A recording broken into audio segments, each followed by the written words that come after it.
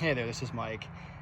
I've been a home theater enthusiast for like 23 years, and over the summertime, when COVID hit, the family started doing some outdoor movies, and I had picked up a 20-foot inflatable screen from Sewinfla, then a 24-foot screen, which I did do a review on, and now, which I'm really excited about, I wanted to get my hands on this all summer. This is a 33-foot screen from Sewinfla. This particular screen is a 16:10 aspect ratio. This particular kit did not come with the blower, but it does require a 750 watt blower, which you can purchase from Amazon. There will be a link in the description along with the screen. So for this review, I just wanted to start by showing everyone what's in the box. I've taken the liberties to already cut the tape,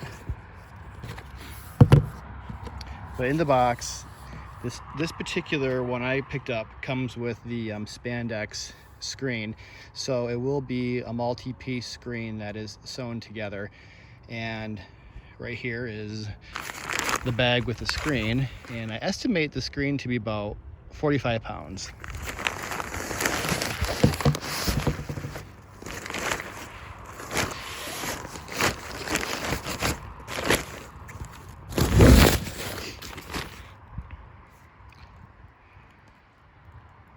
In the bag itself, there are a few spare extra bags, but there is a bag that contains 4 stakes, 4 ropes for tying down the sides of the screen, and like I mentioned, here is the spandex screen itself all wrapped up.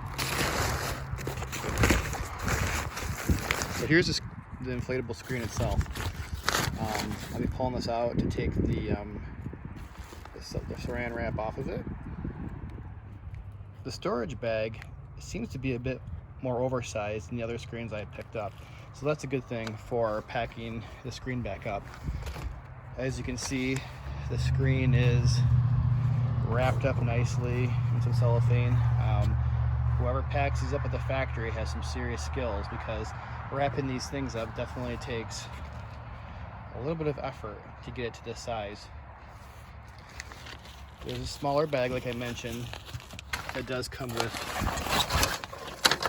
the stakes, the rope, and it also includes a piece of the inflatable material, which you would use if you had a puncture to the inflatable structure. You would just cut a piece of this out and glue it over the puncture. The kit does come with an instruction manual that basically gives you a general overview of the blower that you'll need, inflation instructions, and how to deflate it and store it away. So what I'll do today is I'm going to inflate the inflatable screen itself without the screen cloth to get an idea of exactly how big this is, and then I'll attach the screen cloth material, which does attach via Velcro, and then I'll inflate that. Here is the inflatable structure with the saran wrapping removed. I am pretty impressed with whomever rolls these from the factory and is able to get the screen so compact.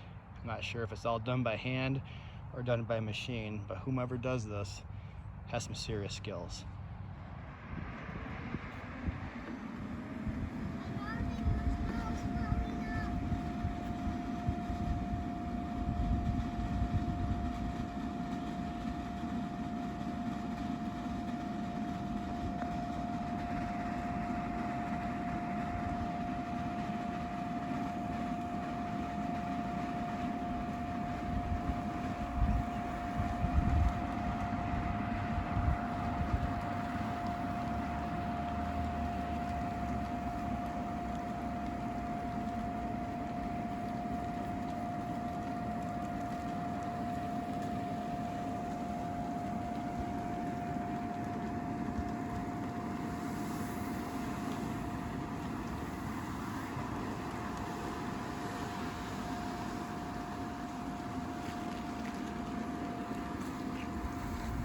As you can see, The screen is absolutely massive.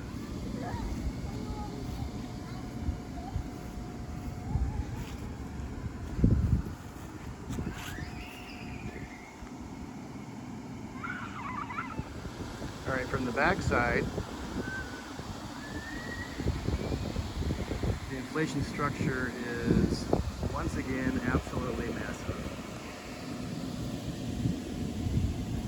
There's a bit of a slight breeze going on, and the outboard riggings would be important to have attached. But just look at the size of the inflation structure. It's just unbelievable.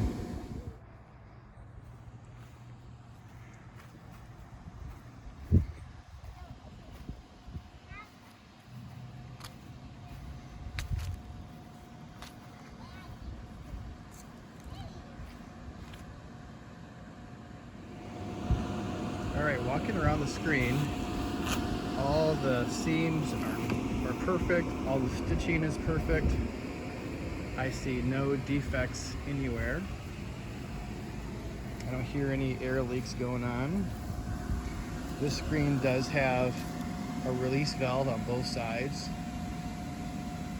approximately 24 inches long per side.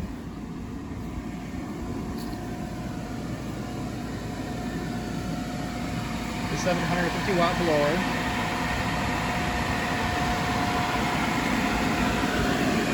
Once you get the screen material up, it's not too distracting from the viewing position. But again, all the construction seems to be the best I've seen yet from Sewinfla. Again, here's the other air release, which I'll certainly appreciate when I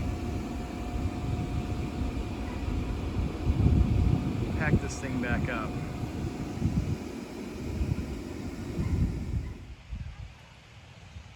At this point, I'm attaching the screen cloth material to the inflatable structure. The trick is to take your time and not pull the screen cloth material too tight, as it is elastic. As you work your way down and across and over, don't be surprised if your first time at it, the screen is a little wrinkly or doesn't fit perfectly. You'll have to go back through and just keep on adjusting, but eventually you should be able to get a perfect fit or a near perfect fit. It's just important to note that these screens are all made by hand, so there's going to be some variance between the screen cloth material and the inflatable structure. So just take your time and just plan on having to adjust as needed after your first time you inflate it, once putting the screen cloth material on for the first time.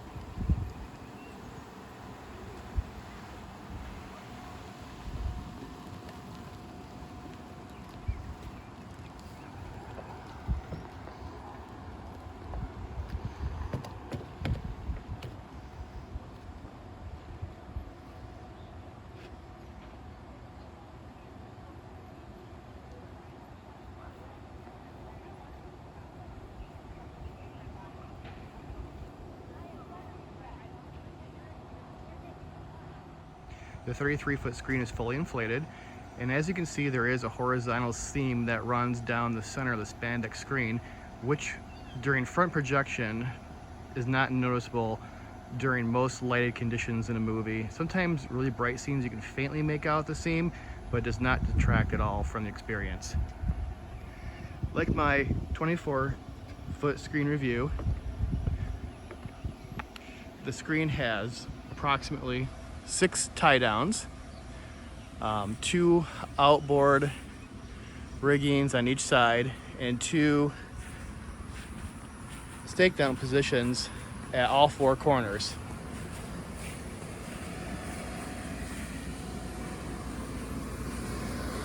The blower is a 750 watt blower. The noise level isn't too bad. During a movie with ample size speakers, the noise of the blower does not detract at all from the experience. On this particular screen, there are two approximately 24-inch vent zippers, one on each side of the screen.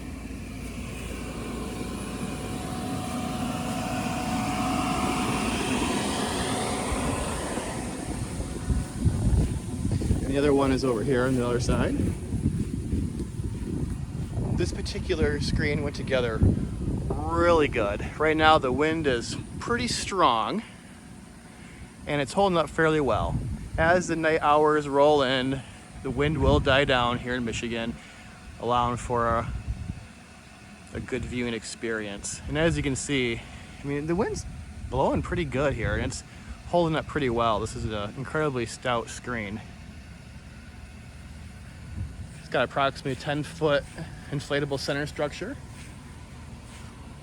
There is some slight bowing in the screen, but I do believe that's due to my backyard not being completely level, and it causes a bit of that bowing and obviously the wind blowing.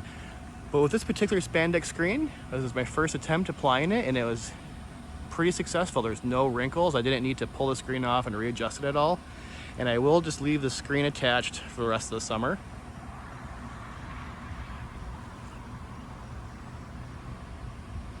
Like a 24-foot screen, the screen is excellent. I'm pretty happy with it. Matter of fact, you know, these screens are all handmade, so every one you get could be slightly different due to the handmade nature, and this particular screen is really good. It meets all my criteria for quality, and I look forward to testing out tonight for a group movie party. One idea that I had to make setting the screens up a more reliable process, one of the things is that, you know, when you set the screen up in the backyard and you position it, the next time you take it down and put it back up, your position might be slightly different. And, you know, that's a little more set up with the projector. Since I put the screen up, take it down on a frequent basis, I decided to ditch using traditional camping stakes and start using these ground anchors to secure the screen to the ground. As you can see, these are about 10-inch spiral anchors from Amazon. I'll attach a link in the description, and they simply just you know, attach to the ground by spinning them in. And once they're in, I'm telling you, these will certainly hold down the screen and some. They fit flush to the ground, and the hook right here definitely will lay flat, no issues mowing over them.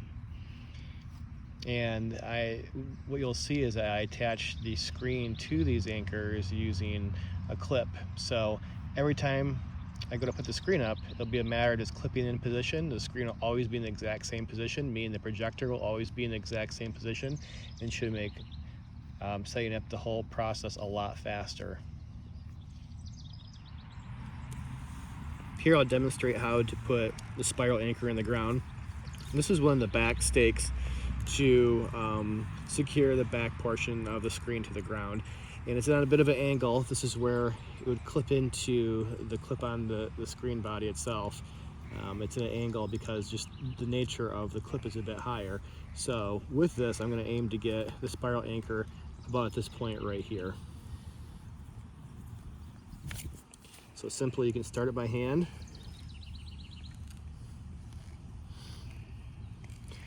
They do make a tool to drive this in the ground using a drill, but I actually found it not to work that well. So this 10-inch version goes in the ground fairly easily.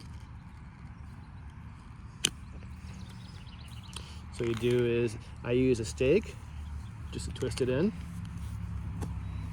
At some point though, the resistance will be too great for the stake, and I'll switch to using the crowbar to get the rest of the way if necessary.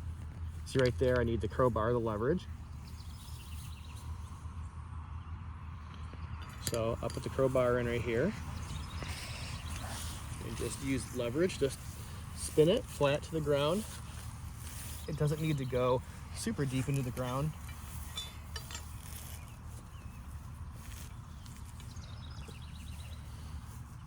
And that should work right about there. The position, with this laid flat like this, lawnmower will go over this with absolutely no problem at all. It's flat to the ground, and believe me, this is secured really tightly into the ground.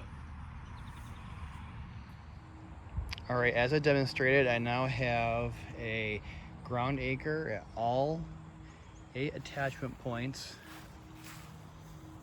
for the screen. And again, what this is going to do is allow me to set the screen up in the exact same position every single time I put the screen up, which will make setting the projector up a real quick process. The screen will connect to the ground anchors using a carabiner clip that's already attached to the screen. I'll demonstrate that in a moment. I do want to make a comment though about the blower. One thing you need to be careful of is the length of the extension cord that you're using on your blower.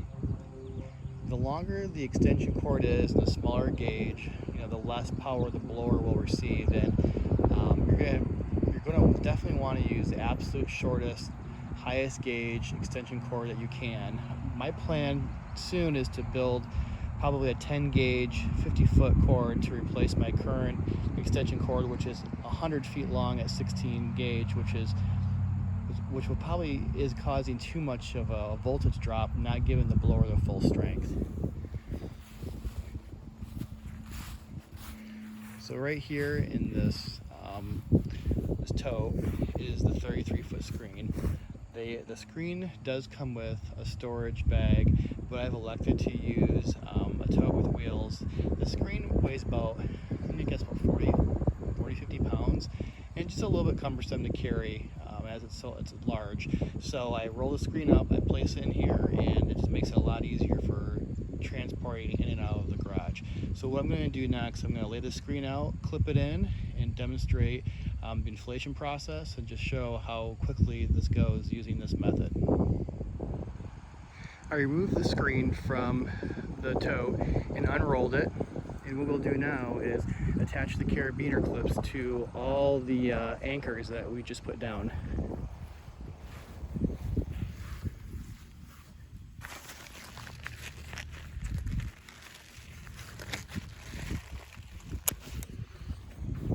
That was the front right carabiner, front left right here.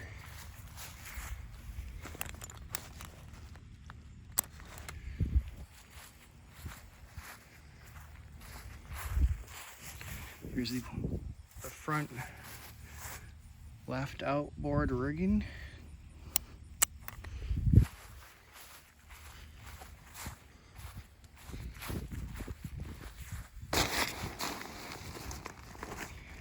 This is the rear connection point for the rear of the structure on the left side. Rear left outboard rigging.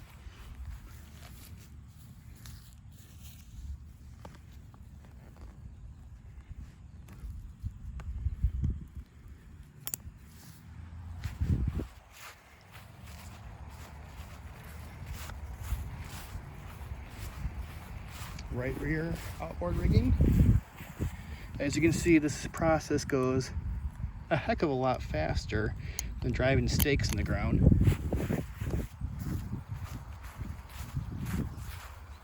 Right rear outboard rigging connection, right rear structure connection, it is. Alright, last one is the right front outboard rigging.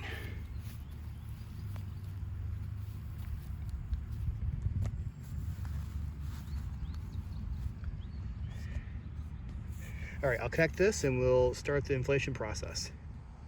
All right, I have all 8 attachment points clipped in. I also attach the blower. And to attach the blower, it's a simple process of tying in this inlet tube to the blower via a tie down, and a simple bow tie works. Yep. Lastly, I'll go through and close the 2 vent zippers on each side of the screen. I will say, I would love to have a 3rd vent zipper in the very front center for quicker deflation at the end of the night. These 2 are a big improvement over 1, but I feel 1 more zipper would be great. There we go. All right, we have the screen all ready for inflation. I'm gonna go ahead and plug it in, and we'll see approximately how long it takes to inflate.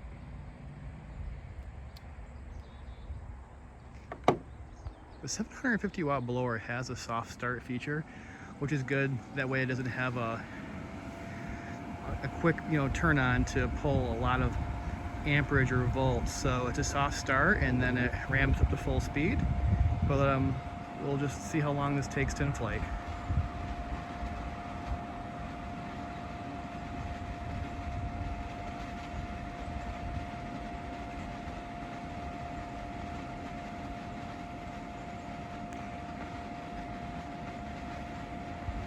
And for scale, the plate structure behind it is about 10 feet tall at the peak.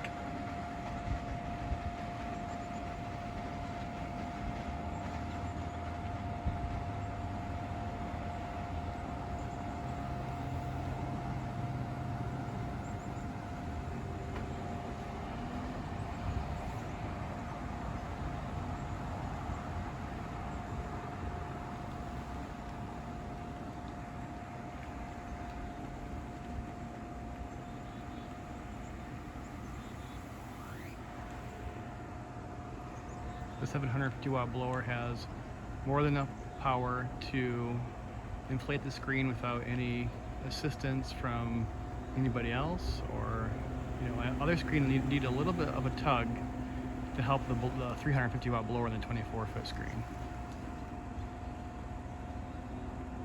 Okay, we're sitting around just a little bit under 2 minutes or so for full inflation. Right now you'll notice a little dip in the top center. That's again more because of my ground is not level, but also, like I talked about earlier, I do believe that the 100-foot 16 gauge extension cord that I am using is not allowing for full power to be pulled from the blower. So again, I'll work on setting up a 10 gauge extension cord to compensate for that. So let's do another quick walk around. Like I mentioned earlier, it is a 16 by 10 aspect ratio, and it is to be noted that the 33-foot diagonal is from edge to edge of the entire structure, not the viewable area. One of the things is that it's really hard to get scale through a video, but I can tell you that this thing is absolutely massive.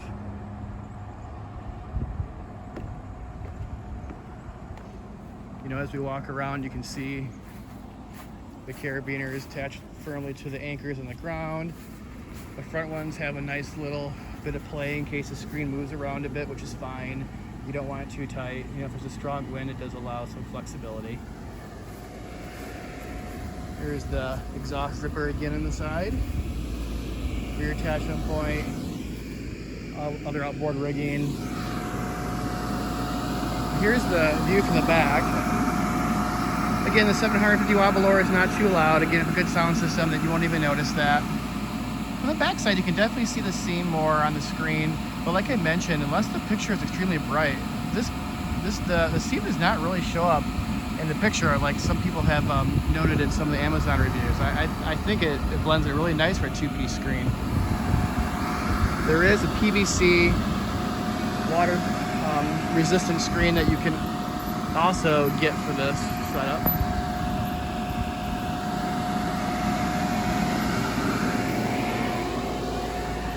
Again, this particular model has no defects. It's all handmade, and it turned out really nice. There's next to no wrinkles in the spandex screen material.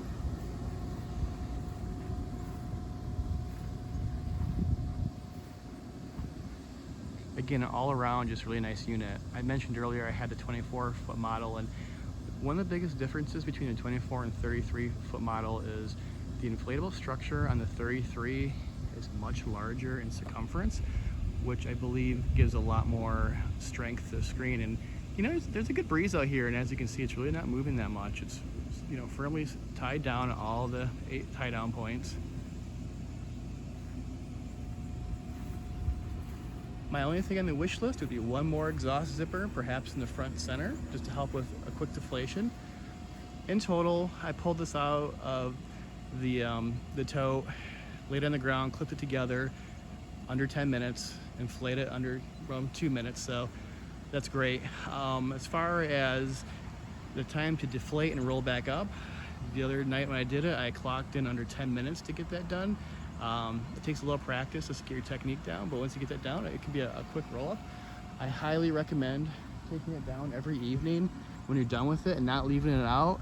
The evening dew can leave stains on the spandex screen, but the spandex screen is washable on a wool cycle in a washing machine. So, or you also have the option to have the PVC waterproof screen.